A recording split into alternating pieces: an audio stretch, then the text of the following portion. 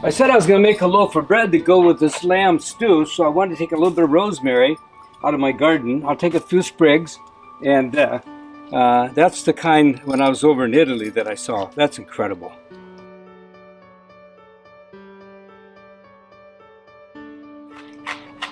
I'm finally chopping the rosemary that I picked out in the garden, and just a couple of sprigs, probably about 2 5-inch pieces is what I'm dealing with here. And I think we're in pretty good shape. Let's see. Well, after having made this incredible lamb stew, my friend and I are saying, what kind of bread goes with it? Well, einkorn. Gotta do einkorn. But this is something that I'm going to try today. I think that would be really great if it works out. But here we have the ingredients. I'm going to use 2.5 cups of the whole wheat einkorn berries that I grind. But then I'm going to add 2 cups of Jovial's all-purpose flour. Now, you can buy this, and so if you don't want to grind your own wheat, then at least make a good loaf of einkorn using the all-purpose. I'm going to mix them. I'm going to fold in a cup of black olives, sliced, and then I'm going to take the rosemary that I chopped up from my garden. And then again, this is something I've never done before, but it's my fermented Meyer lemons. I packed these a year ago in salt, and they taste wonderful still. So I'm going to take 3 or 4 tablespoons of my Meyer lemons and see how that makes the bread taste. There's 1 teaspoon of yeast. Dissolve yeast in 1.5 cups of warm water. And again, I'm going to take the 2.5 cups of my flour that I grind, along with the 2 cups of Jovial, so that's 4.5 cups. 1 teaspoon of salt. I use that pink Himalayan salt. And then just mix that up. That's all you got to do. It's dissolved nicely. Pour it into the flour. And then we're going to just mix this up. It'll be sticky, like it is on all the other loaves that I make. I'm using a linen made with flax that I also got from Jovial. And you only need to wash these once a month or so. So I'm going to fold out. Let's go ahead, and it's sticky. So I'm going to put a little bit of flour on top. Just flatten it out a little bit. I'm going to put in my olives.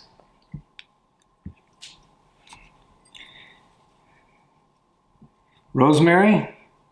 And this is my lemon concoction that I've been wanting to use in a loaf of bread.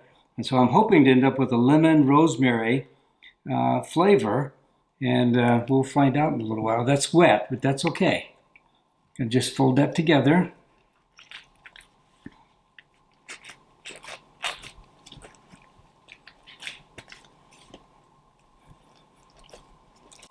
You can use up to maybe 1/4 cup of flour, so just fold it, and if it's a little wet, just use a little flour, like I'm doing, and you can see it's pretty nice, actually. There we go. So what we're going to do is we're going to put that in the bowl, and I'm going to put a plastic wrap. Let me put some flour in the bowl, too, just a little bit here. So there it is. I'll put plastic wrap over it, and come back in 45 minutes, and we're going to find out, did it rise? This has been a busy day.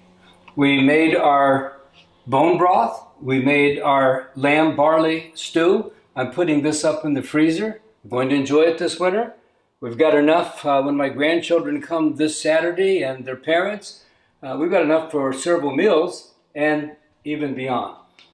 This is the einkorn that we're making today. This is a whole new idea that I just thought I got to try this. It's rosemary and black olives and my salted fermented lemons, and we're going to find out if this works. It looks like it's working so far. In a little while, we're going to know whether this is really as good as what we've done in the past. So just use your scraper, scrape it out onto a floured surface. And you basically, what you want to do is just flatten it out about an inch thick.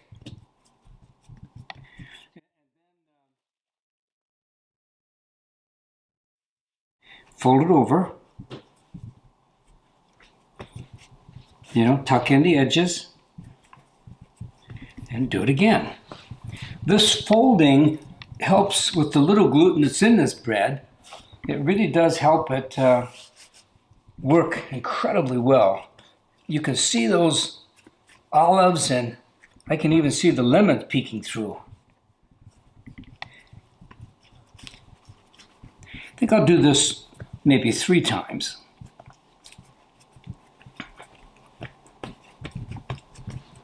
I sure had a lot of fun when my grandson was making that one loaf with me. He just gets in there and beats that thing down. I mean, pinch the edges here. Just shape it into an oval. Looks like it's about 10-inch oval right now. And then I'm going to put it in this proofing basket, and I'm going to put the seam side up, like this right here. And the Einkorn will continue to pull the moisture in, and so that should be just right. We're going to leave that now for, 45 more minutes, and then we'll come back and we'll bake it. Cover it up. We're ready to go. This is the moment we've been waiting for. Did it rise? Let's see. Whoa, that is really, really nice. If this tastes as good as it looks, I'm gonna quit my day job. I'm gonna become a bread maker. And we're gonna dump it out onto a piece of parchment paper. And I do this so that I can put it in the oven onto a pizza stone. So here's what we're going to do. We're going to flip it over. Wow, that's looking good. Cut a couple of 1/4-inch slices. And it doesn't matter if it looks a little bit uneven, just looking good to me. I have preheated oven at 440 degrees for the last 30 minutes. And we're going to take this over there and we're going to slide it in on top of that pizza stone.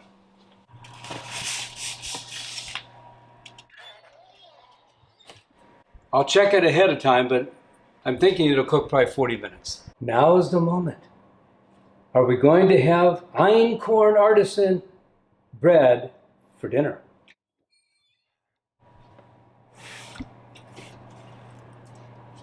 Hey, I'm not disappointed. In fact, I don't think I'm going to eat that. I'm going to sell it. Turns out my family's coming tonight, so they're in for a treat. Lamb stew made from bone stock. And then this new creation that I think smells incredible. It reminds me of when I was coming in from chores on the farm, and I would smell this bread just wafting on the air. My mom always had fresh bread baking, but she didn't have Einkorn. This wasn't reproduced in those years. We're getting the best bread in the world. And so I've cut the loaf. I'm sending home some with my friend here. And here we see the olives. You can smell the lemon. This looks incredible.